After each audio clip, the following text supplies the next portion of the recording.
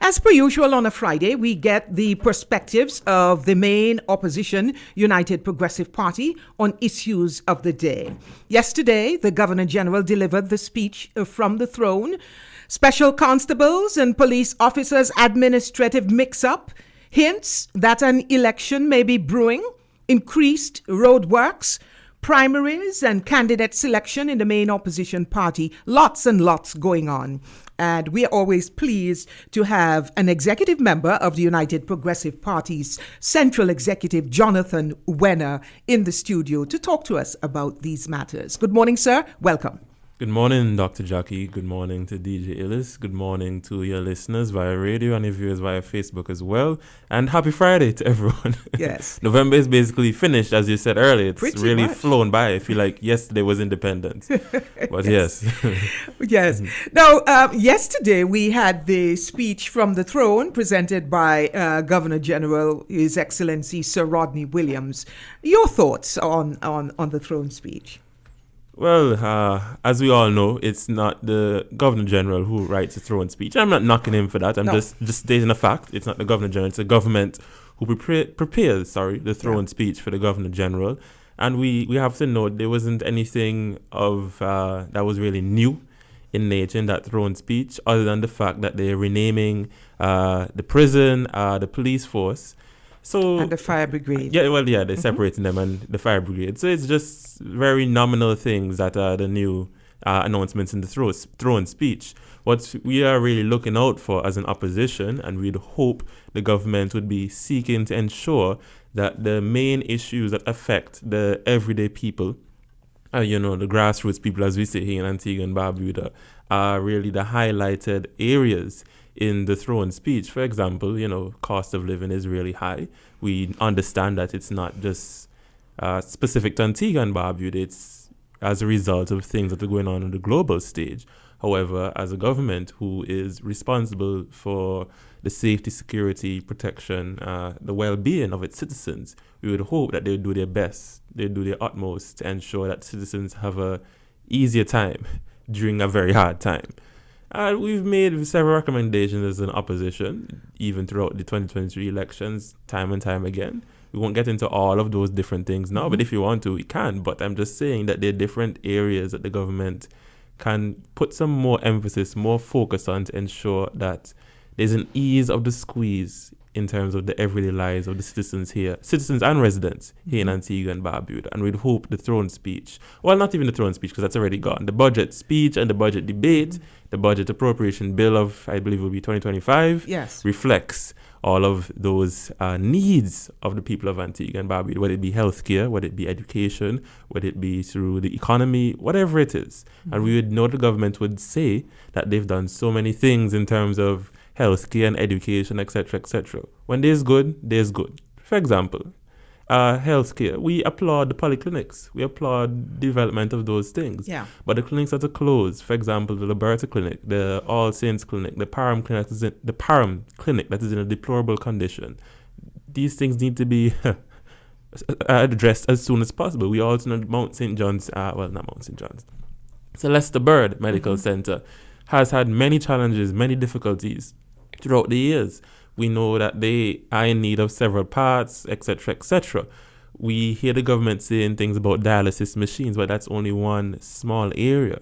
Then you go over to the cancer center. The cancer center has been closed for how long now? I can't even think. It's months. Well, if not years.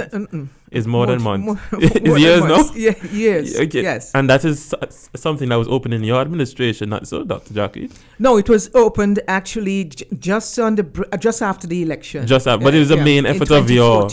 Oh, yes. Yeah, main effort of your, but for the timing of the actual opening. But it was an effort done under the Baldwin Spencer administration predominantly. So the healthcare, even though they have tried some things, it still needs a lot more effort, a lot more resources poured into it. Education. We big up the university. We're glad to have university here. However, you look on the other areas of education. Education is not just one level. It's a primary, secondary, and tertiary. Well, starting from kindergarten, primary, secondary, tertiary. We look at the secondary level of education, the CSEC results every year. basic subjects that you need in life, mathematics and English. Mathematics, the pass rate has been deplorably low for years, Dr. Jackie. So we'd hope that the investment that has been put in at the tertiary level will also be put in the secondary level and the primary levels, because, Dr. Jackie, you cannot reach a University of the West Indies. You can't matriculate into that university without passing maths at the CSEC level. And over 60% of our young people fail mathematics at the CSEC level every year. So the majority of our youths can't even access the few 5 islands there. We're happy for those who are there, but please, let's broaden the opportunity for those in Antigua and Barbuda who can matriculate to that. So, it's, as I said, there are many things that we can discuss, and we hope there are many areas that will be reflected in the budget speech by the Prime Minister, the budget appropriation bill, and in the debate that address the needs of the working class, the needs of the grassroots, the needs of the common man here in Antigua and Barbuda. You're right.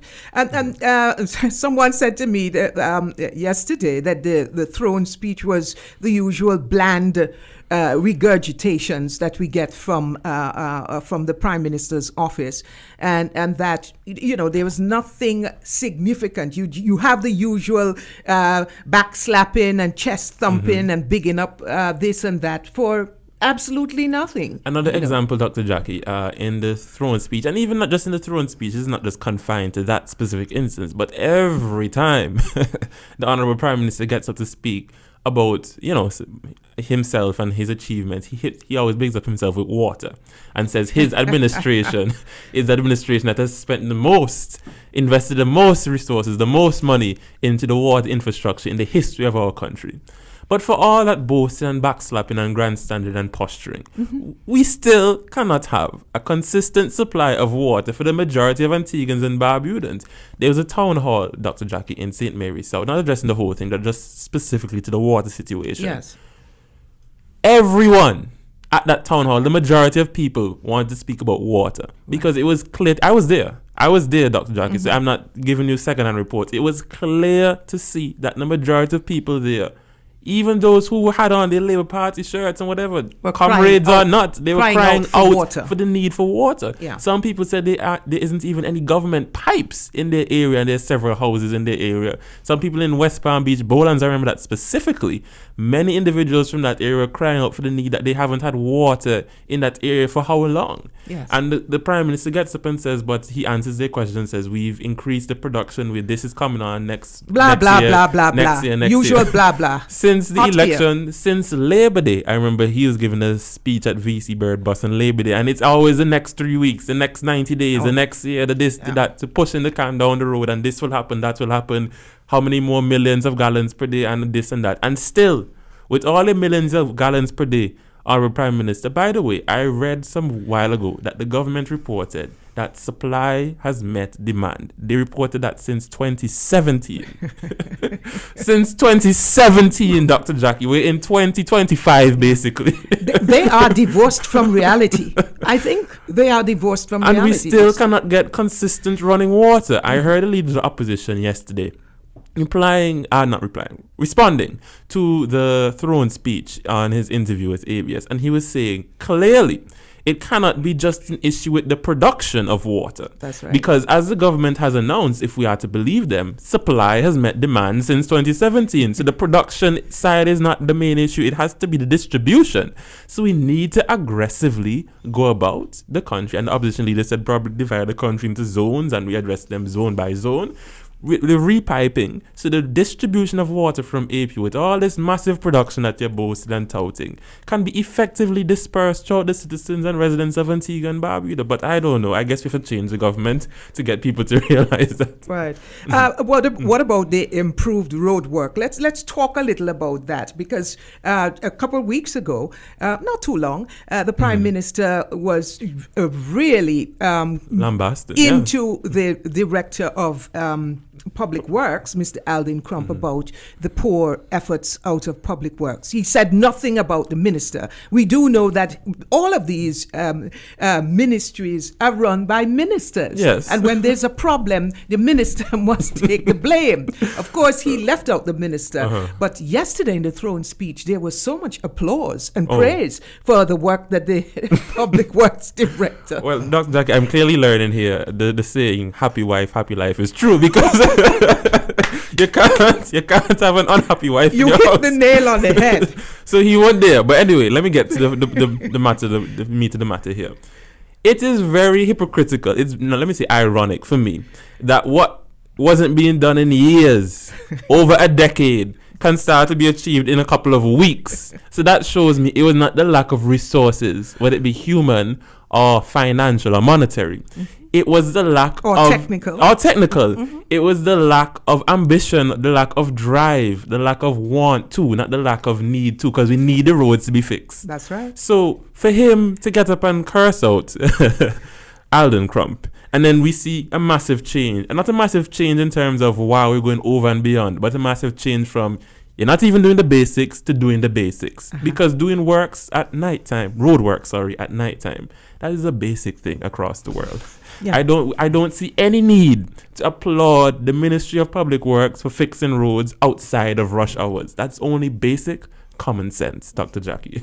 So I won't be a part of the standing up and we're applauding, wow, we're fixing roads at night, we're putting sugarcane in potholes. That is just basic things, and we need to get out of that. Let's take the break. Welcome back to Observer AM. I'm Jackie Quinn, your host. It is 7:32 in Antigua and Barbuda and across the OECS. If you joined us late, we're speaking with executive member of the United Progressive Party, Central Executive Jonathan Wehner. Now, let's move into something that happened last week, which did not get a lot of coverage. Fortuna Picks, that company involved in the e-book scandal of previous years. There was a town hall meeting, and the Ministry of Education seems bent on involving this company, Fortuna Picks, again in another e-book rollout. We all know about the scandal which was presided over by another Brown, former Minister of Education, Michael Brown. What are your thoughts? What are the thoughts of the United Progressive Party on this direction that the ministry is embarking on? I am very cautious. I am very guarded, Dr. Jackie. Well, before I can get in, good morning again. I felt off before not saying good morning, but good morning again. I'm very cautious. I'm very guarded about this. I am aware that they had a town hall, which was very poorly attended. We did have the United Progressive Party, the opposition did have representation. I know Brother Richard Lewis was there, Brother Jonathan Joseph was there, and I think Brother Franz de Freitas, they were also there as well too. Yes. But I know they expressed, those three brothers, that based upon the presentation on the night, that there seems to be some change of direction and some improvement. Fair enough there. However, let me give you an example, Dr. Jackie. We had Antigua Airways, which is now defunct. We had the investor into that, which was Marvelous Mike from Nigeria.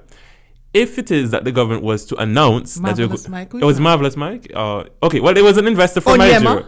No, Onyema is Earpiece. Oh, Earpiece. Onyema is in Earpiece. I believe it's, if I stand corrected if I'm not, but I believe it's Marvelous Mike. Okay. The people can correct me. Marvelous Mike from Nigeria was the Antigua Airways investor. Stand corrected if not so. But if the government was to announce again that they're going to revive Antigua Airways, and we're going to get the same person who was investor the first time, when the government announced that they were duped, there was something that wasn't right, and we didn't have we did critically, Dr. Jackie, we did not have an investigation, and there was no, if there was an investigation, they come out and say we did. There was no publishing of the findings of that supposed investigation. Right. That is a critical issue. That is why there would be a lot of skepticism. There would be a lot of doubt in the minds of the people as to, is this a proper venture for us to go into to revitalize Antigua Airways with the same dubious investor. Right. The situation is equal. It's parallel. It's equivalent to this Fortuna Picks ebooks. We had a serious scandal Now, remember, the Honorable Darrell Matthew was here, Dr. Jackie, doing an interview with you, and he was saying there was no scandal with ebooks. It's just a whole politicized situation, and people are blowing it out of proportion. Mm-hmm. But we saw for ourselves the video, Dr. Jackie, with the ebooks at Cooksdom, the tablet. The SD cards were not even removed from the ebooks. On top of that, it wasn't just the ebooks that were dumped. Good textbooks were dumped at Cooksdom. Mathematics books with the practice CDs, etc., were dumped at Cooksdom. You're telling me that we have so much money in this government we can destroy textbooks just like that? Mm-hmm. You're telling me every student in Antigua and Barbuda has all the necessary textbooks, equipment, practice CDs, etc., in mathematics, English B, Caribbean history. Those are the subjects I'm remembering seeing. PE as well. They at Cooksdom, we have all the necessary textbooks for them, so we can just afford to throw them away. So it wasn't just the ebooks alone that were dumped at Cooksdom. It was the rolling out of the ebooks, yes, but they were trying to roll back the textbooks, so they threw away some. Mm-hmm. So that's millions of dollars wasted in education levy taxpayers that you paid for to get those textbooks. So we're saying there was a scandal which cost the Antigua and Barbuda taxpayers $70 million plus dollars. Wow. 70 million plus dollars. I think it's 76 or 78. Some people are saying up to 100 million. Mm-hmm. But the point is, for us to know exactly what went on, for us to have proper transparency and accountability in terms of the management of the taxpayers' money here in Antigua and Barbuda, there must be an investigation. There must be an inquiry. We've been calling for several inquiries, We know certain things won't happen because this government isn't interested in transparency, but there must. In the name of good governance, in the spirit of good governance, there must be an inquiry and investigation into the first agreement, the first iteration of the ebooks. With Fortuna Picks. With Fortuna Picks, the same company we're looking to engage again. Right. How do we know as a public, your boss, your employers, you government ministers, how do we know that you've learned your lessons from the first iteration? Coming out with the second iteration, there must be an investigation. And we need to know how much of our money was wasted. And especially now in this climate, when after wasting our money time and time again, whether it be Antigua Airways, whether it be ebooks with Fortuna Picks, whether it be Yida, whatever it is, whatever the money that they wasted was, they came and increased taxes. Now, I know the Prime Minister said that there will be no new taxes in his new budget, but it better not be because after already promising not to increase ABST, right, and already promising to reduce ABST on several items in his manifesto, in his election campaign, less than a year later, he reversed those things. He increased taxes. And he has not fulfilled his promises in terms of the taxes. And not only that, he's already introduced other taxes and increased other taxes as well. Remember, Social Security goes up every year. That's right. Remember, he's already introduced the unincorporated business tax. Mm-hmm. And he's gone up to increase what was ABC by 2%, correct? Mm-hmm. 2% across the board. Yep. So we in Antigua and Barbuda, the cost of living is already high for the government, who, by the way, keep in mind, they have the record for the highest revenue collection in the history of this nation. That's right. Remember, Dr. Jackie, the same Labour Party who criticized you, the United Progressive Party, you government ministers, when you introduced the CIP. The Governor General in his throne speech yesterday said the CIP has been critical, has been a cornerstone, foundational in terms of bringing in revenue to the country, in terms of keeping this country afloat. After they went out and campaigned against you, saying you're selling our birthright, you're selling our citizenship. Now the same program that they want to throw you with is now saving their behinds. It's called Eating Crow. Boy, I tell you. At that town hall meeting, you made reference to the town hall meeting out in Bowlands. There seemed to be some hints of an election. Is the Prime Minister hinting at calling an early election? We had one in 2023. He made some remarks to the Honorable Darrell Matthew, to the crowd, and he turned over and made some other remarks to Honorable Darrell Matthew, saying that, well, there could be an election in February and blah, blah, blah, etc. But it is his constitutional right to set the date for a general election, so he can call it whenever he needs to, but just for the public to know. We know that you have not been satisfied with the last 10 years, the last decade, of the Labour Party's, of Gaston Brown's performance as Prime Minister, Gaston Brown specifically. We know that you feel it in your pockets. We know that you need better, you want better, and the United Progressive Party is here to give you better. Now, I know a lot of people are saying the candidates. It will come, as I said before, in short order. And that I am very concerned about that, because you did promise the United Progressive Party that you would have a rollout of at least 10 candidates in October. That was put back. So what preparations are being made now for primaries, for putting those candidates in place? Because when you hear that kind of talk, that's not just a hint from the Prime Minister. Something is on the horizon. Yes, and we are fully expecting, based upon what we're seeing, something to be on the horizon. So things are being put in place. I can assure the public that we will be ready. We will be a formidable opposition. We will campaign aggressively, whether it be the by-election alone in St. Peter or it be a general election. We will aim to win as many seats as possible, not just to win the government, but to win as many seats as possible. And we will aim to capture the hearts and minds of the people of Antigua and Barbuda to let them realize we can do better in this country. Well, you lost the election by 6 votes, eh?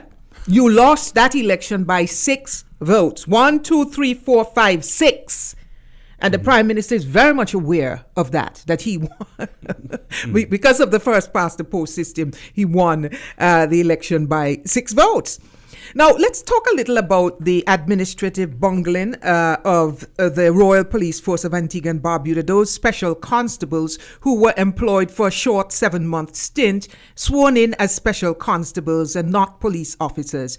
And to their chagrin and their disappointment, not knowing that they were not police officers. Yeah, that is very unfortunate, Dr. Jackie. And I would hope that, no, not I would hope, you would expect that individuals with such I have to say a lifetime of experience, like the Honorable Stedroy Cutie Benjamin, who's our Minister of Public Safety, who's also Attorney General, who's also a well-known lawyer in this country, would be able to pick up on basically basic things like this. Yes. You have to know what is the proper procedure, and you have to follow that procedure. So please, let us do better. Commissioner of Police, Honorable Minister of Public Safety, let's do better in this country. And let's not fumble things as simple as this to cause confusion.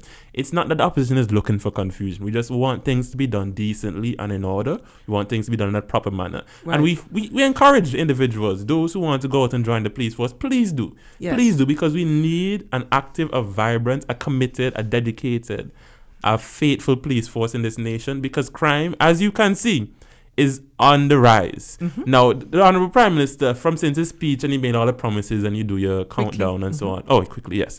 We've seen that he's made several promises, and I'm seeing that there's now an increase in terms of the breaking-ins again. Yes. In terms of the churches. Several churches are broken into, and several people's homes are still being broken into. Please, let's do our best as a nation to look out for each other. Let's not just leave it to the police. But of course, the police has to do better in terms of its patrols, in terms of its proactive, not reactive measures to stopping crime. Great. So, Jonathan, we get to talk a little longer. Well, yes. I want to look at the cabinet notes. The cabinet notes of Wednesday. Senator Michael Joseph made a report to cabinet. You know, he's now the junior minister in the Ministry of Health to help out the other Joseph, Sir Malwyn Joseph. And he informed the cabinet that work on the Liberta Clinic is complete and the facility is scheduled to be opened on the 3rd of December. That's next week, Tuesday, I think. He also informed that while work on the boys' training school is complete, they are awaiting the delivery of new furniture and minor administrative arrangements in order to officially reopen within a couple of weeks. This boys' training school has been languishing for so long. You want to tell me that they're still waiting on furniture and administrative arrangements to open boys' training school? Well, Dr. Jackie, you have to give them a break, because the furniture and administrative equipment have been robbed from the place, stolen from the place at least 3 times, if my memory serves me correctly. So remember, boys' training school has been complete according to the government since 2018. Since their 2018 budget, they came out and announced that it was complete. But now since then, it's not complete. We need more money here. We need more money there. And it's just been a litany of failure, a litany of procrastination, a litany of pushing the can down the road. That's right. Now, I hope that this time, now that Senator Michael Joseph is saying that the boys' training school is complete, it is actually complete, because we've heard those words before. We've actually seen them in their budget before, being 2018. And we'd hope that this institution that is critical to ensuring that young boys who are in a vulnerable state are put on the right path, are given the proper tools, equipment, training that they need to go out and be productive members in our society. We would hope that this institution is up and running in the shortest order. We've been saying this since 2018, when it first closed in, I think, 2016 or 17 for the renovations. And it's just been it's been a mess. It's been a mess. And on top of that, the institution being open, the facility being open, we would hope that the programs that they have there, they look at them and they look to see what needs to be upgraded, what needs to be changed, improved, whatever it may be, and ensure that it's properly resourced, it's properly staffed, and the people there are operating at a high standard to look after our young men. And that there's true rehabilitation at that facility. Now, the cabinet proposed that a new facility be introduced for the new financial year. A grant of up to $10,000 will be available for suitably qualified applicants. Applicants will be required to provide a detailed business plan, and once approved, could qualify for the grant, which will be in the area of hospitality and agricultural development. Is this a good thing? Certainly to help business people or young entrepreneurs going into... That's always a good thing, to help young people and small businesses, especially since they're being crushed under the weight of so many taxes, and their newly introduced unincorporated business tax, which taxes the majority of businesses in this nation. So whatever relief that the government can give to business people, they need it, because the same government has put more financial constraints on businesses across this nation, including small businesses, by introducing the unincorporated business tax, the UBT. So they need the relief, they need the help, they need the assistance. And we know we're a very import-reliant country. And with this high cost of living and this inflation, now I know the Prime Minister says the inflation will go down to, I think he said 2% by such a time. It is still a very unpredictable situation with all the things that are going on the global stage, with wars here, with wars there, with persons coming in and out of office on the global stage, that can infect inflation at any point in time. So we have to bolster our food security. We have to bolster our own security as a nation to ensure that we are somewhat, we can't be fully, but somewhat insulated against the trepidations on the world markets. Right. And just following that particular item in the cabinet notes, the cabinet expressed disappointment that despite a number of products and investment opportunities which have been proposed to the public, on no serious interest have been received. Apparently, government has offered these similar products like the $10,000 that they're offering, and nobody has offered. Nobody has taken up these. And they make mention, and these are some of the failed projects, they make mention of notable, the Fort James Development Plan, developed and circulated and presented at a public meeting at the Multipurpose Center, the Willoughby Bay Development Project, the Shell Beach Development, and the Morris Bay Resort Development. So they are proposing that an investment, those are 4 failed projects. So they're, highlighting their failures here. So they're proposing that an investment symposium is to be held with stakeholders and potential investors to inform them about these proposed investments that have not been taken up. I'm glad you've brought this up, Dr. Jack, and I'm going to tie this into something. Now, I'm going to show you how this relates to the investments. The Prime Minister boasts that savings in the bank has increased by a ridiculous amount of money. I think the number he gave was $250 million in just the last year. Now, that is a very general statistic. That does not reflect the reality for all cross-sections in our society, right? That doesn't reflect the reality for everyone. Just by saying there's an increase in savings in the bank doesn't mean everyone's savings in the bank has increased. If we're even fortunate enough to have savings in the bank, first and foremost. So when you go out and you have these statistics, these general statistics that you're touting, then you go to have investments, which are the practical applications where you would see if they're actually savings in the bank for all different members of society, you realize the general statistic is not the reality for everyone. Because if everyone had some serious increase of their savings in the bank, we would be able to dish out on these projects, these investments in Willoughby Bay, in Fort James, in Morris Bay, in Shell Beach, and da-da-da. But we don't have it. We don't have it, Honorable Prime Minister, because the cost of living is hard, because healthcare is unreliable and totally insufficient. So many times people have to go to the private sector to get some good quality healthcare. And we know the cost of healthcare in the private sector. It is ridiculously high. We go to education. The government education system is failing, Dr. Jackie, failing our young people. So time and time again, people have to bite the bullet and send their children to the private sector again. So that's more money coming out of your pocket. You go to, I said, healthcare, education, even housing. Now, the government does housing, yes, but the standard of the quality standard of those houses is not good enough. And even more things can be done to help individuals. Lands, it's very difficult to get land here in Antigua and Barbuda if your name don't start with Comrade or ends in Brown. So I'm just saying, it's a very difficult situation time and time again in Antigua and Barbuda, where you would think you would be able to save because you're sending children to government school or you're being a beneficiary of public health care. Do you have to go to the private system? So those eats out your savings. We don't have the money to be just dashing away at developments that we don't even trust the government to fulfill, because they've given us so many promises and investments before. I always speak about Ida, speak about Wiser, speak about Willoughby Bay, speak about Best Western, etc., etc., etc. These Antigua Airways.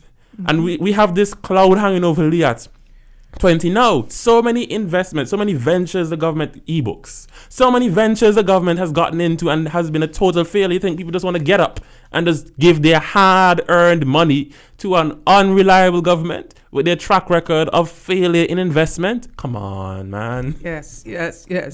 I don't know, that anybody, I mean, this proposed investment forum or investment seminar, it might have been years from the inception of this government that they have put this Willoughby Bay project on the table. The Morris Bay project has been languishing for so long. I don't know that having a forum to roll out some PowerPoint presentation again will inspire people to put their hard-earned money into any of these projects. And the Prime Minister always says that Antiguans are quite risk-averse. So I'm wondering, what's really going to be, what's the objective of rolling these out again? You have to convince the public, Dr. Jackie. I'm just giving the Prime Minister some tips here.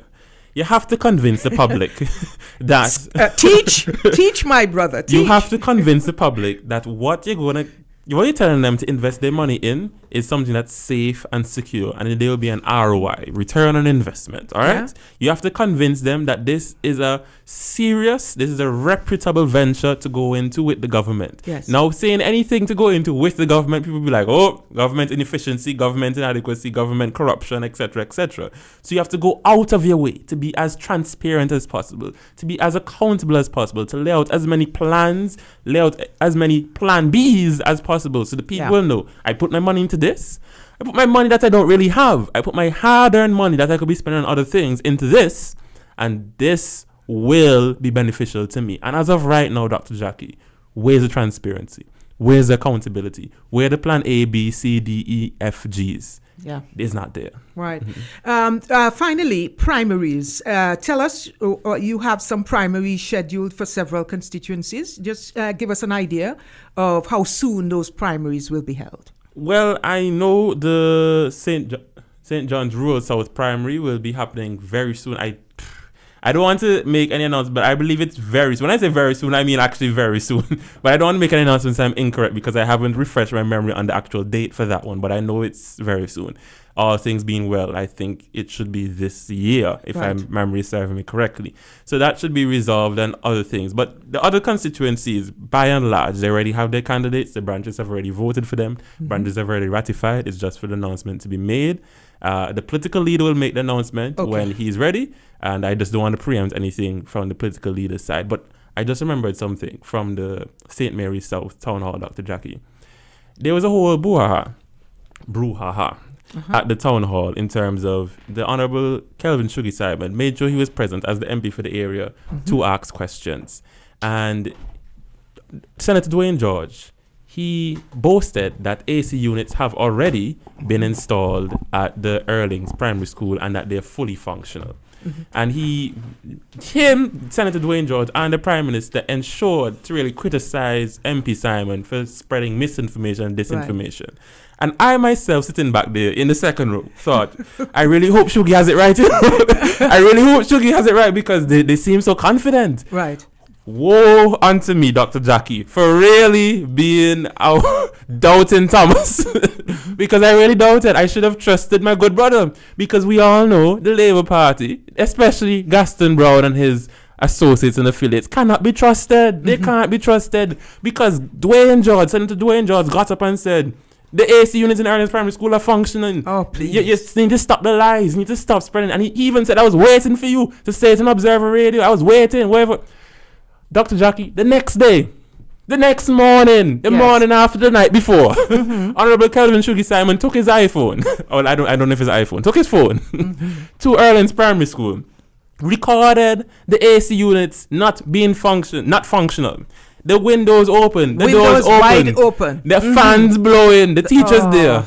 And you know what is so ridiculous? Prime Minister Gaston Brown asked Shugi Fina no shame. Dwayne George, you and the Honorable Prime Minister don't have no shame to be telling bare-faced lies. You are the ones that are spreading misinformation. And ACs that you promised since August 2023. What happened between then and now? That's right. Come on. Thank you so very kindly, Jonathan Wehner. Always a pleasure talking with you.